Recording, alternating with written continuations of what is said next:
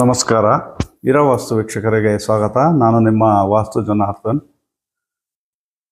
ವೀಕ್ಷಕರಲ್ಲಿ ಒಂದು ವಿನಂತಿ, ನಾನು ಇತ್ತೀಚೆಗೆ ವಿಡಿಯೋಗಳು ಮಾಡಲಿಕ್ಕೆ ಆಗಲಿಲ್ಲ. ಹಾಗಾಗಿ ಸುಮಾರು ಜನ ನನಗೆ ಫೋನ್ ಮಾಡಿ ಯಾಕೆ ಸರ್ ವಿಡಿಯೋ ಬರ್ತಾಯಿಲ್ಲ, ವಿಡಿಯೋ ಮಾಡಲಿಲ್ಲ ಅಂತಲೂ ಕೇಳಿದ್ದೀರಾ. ಅದೇ ರೀತಿ ಕೆಲವರು ಮೆಸೇಜು ಮಾಡಿದ್ದೀರಾ.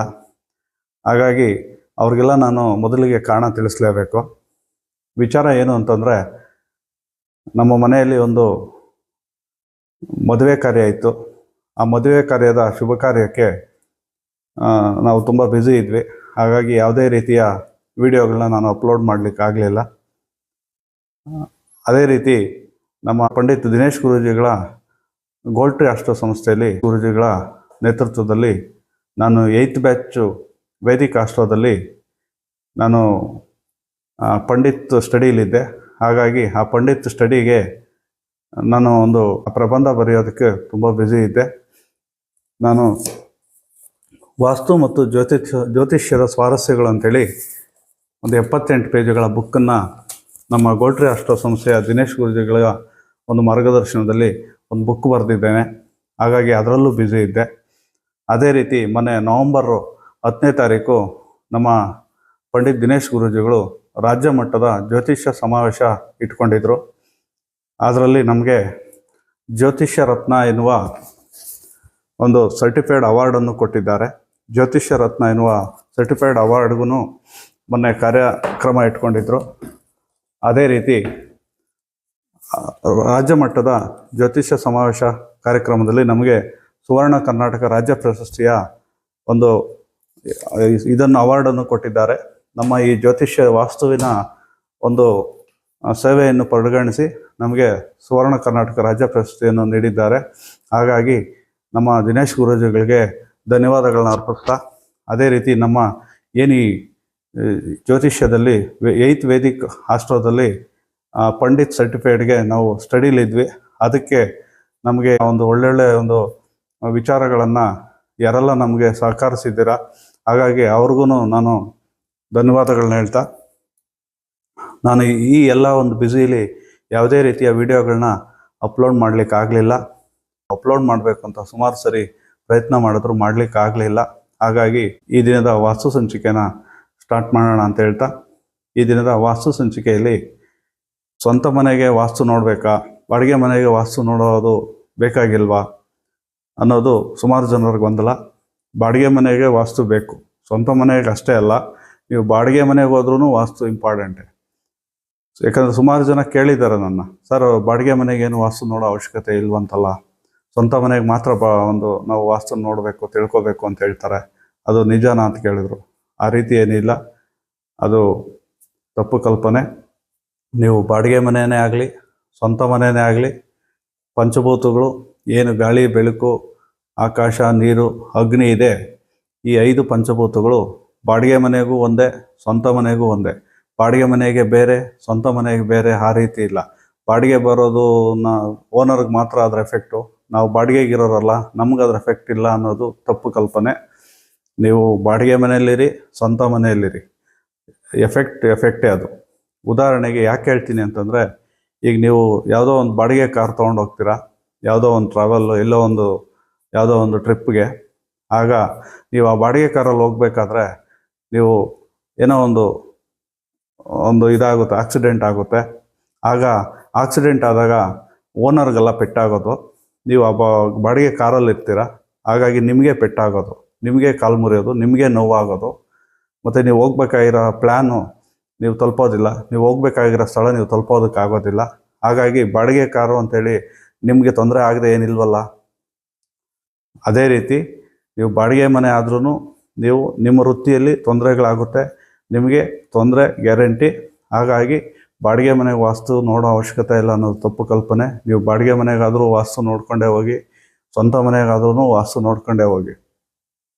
ಇದರಲ್ಲಿ ನಾನು ಬಹುಮುಖ್ಯವಾಗಿ ಹೇಳೋದು ಏನಂತಂದರೆ, ಈ ಏನು ಬಾಡಿಗೆ ಮನೆಗೆ ಕಟ್ತಾರೆ ಓನರ್ಸು, ಅವ್ರಿಗೆ ನನ್ನ ಕಡೆಯಿಂದ ಒಂದು ಕಳಕಳಿಯ ಮನವಿ, ಯಾವುದೇ ಬಾಡಿಗೆ ಮನೆ ಕಟ್ಟಿ ಎಲ್ಲೇ ಕಟ್ಟಿ ದಯಮಾಡಿ ವಾಸ್ತುವಿನ ಫಾಲೋಅಪ್ ಮಾಡಿ, ಇಲ್ಲ ನೀವೇ ಫಾಲೋಅಪ್ ಮಾಡಿ, ಇಲ್ಲ ಯಾರಾದರೂ ವಾಸ್ತು ಸಲಹೆಗಾರನ ಕರೆಸಿ ತೋರಿಸಿ ಮಾಡ್ಕೊಳ್ಳಿ. ಬಾಡಿಗೆ ಮನೆ ಆಗಲಿ ಸ್ವಂತ ಮನೆ ಆಗಲಿ ವಾಸ್ತುನ ಫಾಲೋ ಅಪ್ ಮಾಡಿ ಮನೆ ಕಟ್ಟೋದು ತುಂಬ ಒಳ್ಳೆಯದು. ಯಾಕೆ ಹೇಳ್ತೀನಿ ಮಾತು ಅಂತಂದರೆ, ಏನು ಬಿಡಪ್ಪ ಬಾಡಿಗೆಗೆ ಬರೋರು ಏನು ನಡೆಯುತ್ತೆ, ಬಾಡಿಗೆ ಕೊಡ್ತಾರಲ್ಲ ನೀವು ಅಂದ್ಕೊಳ್ತೀರಾ. ಬಾಡಿಗೆ ಮನೆ ವಾಸ್ತುಗಿಲ್ಲ ಅಂದರೆ ಅಲ್ಲಿ ಬಾಡಿಗೆಗೆ ಬರ್ತಕ್ಕಂಥ ಬಾಡಿಗೆದಾರರು ಅಲ್ಲಿ ಬಂದ ಮೇಲೆ ನಿಮಗೆ ಅವ್ರ ತೊಂದರೆಗಳಾಗಿ ಅವರು ಜೀವನ ಸರಿ ಇಲ್ಲದೆ ನಿಮಗೆ ಬಾಡಿಗೆ ಕೊಡೋದಕ್ಕಾಗಲ್ಲ. 3 ತಿಂಗಳಿಗೋ 6 ತಿಂಗಳಿಗೋ 1 ತಿಂಗಳಿಗೆ ಖಾಲಿ ಮಾಡೋರು ಇದ್ದಾವೆ, ವಾರಕ್ಕೆ ಖಾಲಿ ಮಾಡಿರೋ ಇದ್ದಾವೆ. ಹಾಗಾಗಿ ನೀವು ಬಾಡಿಗೆ ಮನೆಯನ್ನು ವಾಸ್ತು ರೀತಿ ಕಟ್ಟಿದ್ರೆ ಅಲ್ಲಿ ಏನು ಬಾಡಿಗೆಗೆ ಬರ್ತಾರೆ ಅವರು ನೆಮ್ಮದಿಯಾಗಿ ಜೀವನ ಮಾಡಿದ್ರೆ ನಿಮಗೂ ಬಾಡಿಗೆ ಚೆನ್ನಾಗಿ ಬರುತ್ತೆ, ನಿಮಗೂ ಅವರು ಇದ್ದರೆ ನಿಮಗೆ ಬಾಡಿಗೆ ಚೆನ್ನಾಗಿ ಬರುತ್ತೆ. ಹಾಗಾಗಿ ಬಾಡಿಗೆ ಮನೆಗಾಗಲಿ ಸ್ವಂತ ಮನೆಗಾಗಲಿ ವಾಸ್ತುನ ಫಾಲೋ ಅಪ್ ಮಾಡಲೇಬೇಕು. ಬಾಡಿಗೆ ಮನೆಗೆ ವಾಸ್ತು ಏನು ಪರವಾಗಿಲ್ಲ ಬಿಡು ಅಂತೇಳಿ ಕೆಲವು ಓನರ್ಗಳು ಕೇಳಿದ್ದೇವೆ. ಆ ರೀತಿ ಮಾಡಬಾರ್ದು. ಬಾಡಿಗೆ ಮನೆಗೂ ವಾಸ್ತು ಮಾಡಿದ್ರೆ ಅಲ್ಲಿ ಬಾಡಿಗೆಗೆ ಬಂದವರು ನೆಮ್ಮದಿಯಾಗಿದ್ದು ಒಂದು ಒಳ್ಳೆಯ ರೀತಿಯ ಅನುಕೂಲಗಳಾಗ್ತವೆ, ನಿಮಗೂ ಬಾಡಿಗೆ ಕೊಡ್ತಾರೆ.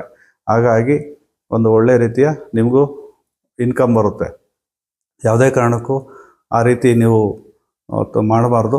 ಹಾಗಾಗಿ ಬಾಡಿಗೆ ಕಟ್ಟೋರು ಅಷ್ಟೇ, ಬಾಡಿಗೆ ಹೋಗೋರು ಅಷ್ಟೇ ವಾಸ್ತುನ ಫಾಲೋ ಅಪ್ ಮಾಡಬೇಕು ಅಂತ ಹೇಳ್ತಾ, ವಾಸ್ತು ಎಲ್ಲರಿಗೂ ಒಂದೇ, ಬಾಡಿಗೆ ಮನೆಯವ್ರಿಗೂ ಒಂದೇ, ಸ್ವಂತ ಮನೆಯವ್ರಿಗೂ ಒಂದೇ ಅಂತ ಹೇಳ್ತಾ, ಅದಲ್ಲದೆ ಇನ್ನು ಕೆಲವರು ಕೇಳಿದ್ದೇನೆ, ಸಿಟಿಗಳಲ್ಲಿ ವಾಸ್ತು ನೋಡೋ ಅವಶ್ಯಕತೆ ಇಲ್ಲ, ಅಲ್ಲಿ ಲಕ್ಷ ದೀಪ ಇರುತ್ತೆ, ಹಳ್ಳಿ ಸೈಡ್ ಮಾತ್ರ ನೋಡಬೇಕು, ಹಾಗಾಗಿ ಸಿಟಿಲಿ ವಾಸ್ತು ನೋಡೋ ಅವಶ್ಯಕತೆ ಇಲ್ಲ ಅಂತಲೂ ಕೆಲವರು ಕೇಳಿದ್ದೇನೆ.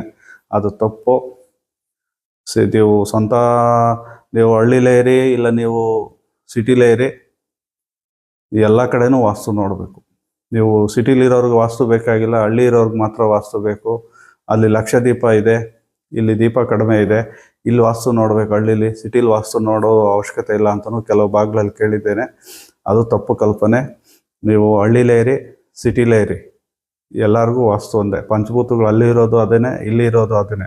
ಅಲ್ಲಿ ಬೇರೆ ಗಾಳಿ ಬೆಳಕು ಪಂಚಭೂತಗಳಿಲ್ಲ, ಇಲ್ಲಿ ಬೇರೆ ಗಾಳಿ ಬೆಳಕು ನೀರು ಪಂಚಭೂತಗಳಿಲ್ಲ. ಹಾಗಾಗಿ ಪಂಚಭೂತಗಳು ಹಳ್ಳಿಗೂ ಒಂದೇ, ಸಿಟಿಗೂ ಒಂದೇ. ಅಲ್ಲಿ ವಾಸ್ತು ನೋಡೋದಿಲ್ಲ ಅನ್ನೋ ತಪ್ಪು ಕಲ್ಪನೆ. ಹಾಗಾಗಿ ನೀವು ಸಿಟಿಲೇ ಇರಿ, ಹಳ್ಳಿಲೇ ಇರಿ, ವಾಸ್ತುನು ಫಾಲೋ ಅಪ್ ಮಾಡಲೇಬೇಕು. ನೀವು ಹಳ್ಳಿಲಿರಿ, ಡೆಲ್ಲಿಲಿರಿ, ನೀವು ಹಳ್ಳಿಲೇ ಇದ್ದರೂ ವಾಸ್ತು ಬೇಕು, ನೀವು ಡೆಲ್ಲಿಲಿದ್ದರೂ ವಾಸ್ತು ಬೇಕು, ನೀವು ಬೆಂಗಳೂರಲ್ಲಿದ್ದರೂ ವಾಸ್ತು ಫಾಲೋ ಅಪ್ ಮಾಡಬೇಕು, ನೀವು ಬಾಂಬೆಲಿದ್ದರೂ ವಾಸ್ತು ಫಾಲೋ ಅಪ್ ಮಾಡಬೇಕು. ನೀವು ಯಾವುದೇ ಸಿಟಿಲಿರಿ, ನೀವು ಎಲ್ಲೇ ಇರಿ, ನೀವು ವಾಸ್ತುನ ಫಾಲೋ ಅಪ್ ಮಾಡಿದ್ರೆ ತುಂಬ ಒಳ್ಳೆಯದು. ಹಾಗಾಗಿ ವಾಸ್ತುನ ಟೌನ್ಗಳಿಗೆ ನೋಡೋ ಅವಶ್ಯಕತೆ ಇಲ್ಲ, ಅಲ್ಲಿ ಲಕ್ಷ ದೀಪ ಇರುತ್ತೆ, ಸಿಟೀಲಿ ವಾಸ್ತು ಫಾಲೋ ಅಪ್ ಮಾಡೋ ಅವಶ್ಯಕತೆ ಇಲ್ಲ ಅನ್ನೋದು ತುಂಬ ತಪ್ಪು ಕಲ್ಪನೆ. ಆ ರೀತಿ ಯಾವುದೇ ರೀತಿ ಇಲ್ಲ. ಹಾಗಾಗಿ ನೀವು ಸಿಟಿಲೇ ಇರಿ, ಹಳ್ಳಿಲೇ ಇರಿ, ವಾಸ್ತುನ ಫಾಲೋ ಅಪ್ ಮಾಡಲೇಬೇಕು ಅಂತ ಹೇಳ್ತಾ, ಹಳ್ಳಿಲೇ ಇರಿ, ನೀವು ಡೆಲ್ಲಿಲೇ ಇರಿ, ವಾಸ್ತು ಒಂದೇ. ಹಾಗಾಗಿ ನೀವು ಹಳ್ಳಿಲಿದ್ದರೂ ವಾಸ್ತು ಬೇಕು, ನೀವು ಡೆಲ್ಲಿಲಿದ್ದರೂ ವಾಸ್ತು ಬೇಕು. ನೀವು ಹಳ್ಳಿಲೊಂದು ವಾಸ್ತು, ಡೆಲ್ಲಿಲೊಂದು ವಾಸ್ತು ಇಲ್ಲ. ನೀವು ಹಳ್ಳಿಲಿದ್ದರೂ ವಾಸ್ತು ಫಾಲೋ ಅಪ್ ಮಾಡಬೇಕು, ಬೆಂಗಳೂರಲ್ಲಿದ್ದರೂ ವಾಸ್ತು ಫಾಲೋ ಅಪ್ ಮಾಡಬೇಕು, ನೀವು ಬಾಂಬೆಲಿದ್ದರೂ ವಾಸ್ತು ಫಾಲೋ ಅಪ್ ಮಾಡಬೇಕು. ಅಲ್ಲಿಂದ ಡೆಲ್ಲಿವರೆಗೂ ಪಂಚಭೂತಗಳು ಎಲ್ಲ ಕಡೆ ಒಂದೇ ಇರುತ್ತೆ. ಹಾಗಾಗಿ ಹಳ್ಳಿಗೆ ಬೇರೆ, ಡೆಲ್ಲಿಗೆ ಬೇರೆ ವಾಸ್ತು ಇಲ್ಲ. ಹಾಗಾಗಿ ಪಂಚಭೂತಗಳು ಎಲ್ಲ ಕಡೆ ಒಂದೇ ರೀತಿ ಇರುತ್ತೆ. ಹಾಗಾಗಿ ವಾಸ್ತುನ ನೀವು ಹಳ್ಳಿಲಿದ್ದರೂ ಫಾಲೋ ಅಪ್ ಮಾಡಬೇಕು, ಸಿಟಿಲಿದ್ದರೂ ಫಾಲೋ ಅಪ್ ಮಾಡಬೇಕು. ಲಕ್ಷ ದೀಪ ಅಂತೇಳಿ ಅದನ್ನು ಲೇಜಿ ಮಾಡೋ ಹಂಗಿಲ್ಲ. ಹಳ್ಳಿಲಿ ಕಡಿಮೆ ದೀಪ, ಇಲ್ಲಿ ವಾಸ್ತು ನೋಡಲೇಬೇಕು ಅನ್ನೋ ರೀತಿ ಏನಿಲ್ಲ. ನೀವು ಇಲ್ಲೇ ಇರಿ, ಅಲ್ಲೇ ಇರಿ, ಎಲ್ಲೇ ಇರಿ, ವಾಸ್ತು ಎಲ್ಲರಿಗೂ ಒಂದೇ. ಹಾಗಾಗಿ ವಾಸ್ತುನ ಯಾವುದೇ ಕಾರಣಕ್ಕೂ ಉದಾಸೀನ ಮಾಡಬಾರ್ದು ಅಂತ ಹೇಳ್ತಾ, ಅದಲ್ಲದೆ ಏನು ಈಗ ಕೆಲವೊಂದು ಜಾಗಗಳಲ್ಲಿ ಕೇಳಿದ್ದೇನೆ, ಸರ್ ಕೆಲವೊಂದು ಜಾತಿಗೆ ಮಾತ್ರ ವಾಸ್ತು, ಕೆಲವೊಂದು ಜಾತಿ ವಾಸ್ತು ಫಾಲೋ ಅಪ್ ಮಾಡೋದಿಲ್ಲಲ್ವಾ, ಅವ್ರಿಗೇನು ತೊಂದರೆ ಆಗೋದಿಲ್ವಾ ಅಂತಲೂ ಕೇಳಿದ್ದೇನೆ. ಆ ರೀತಿ ಏನಿಲ್ಲ.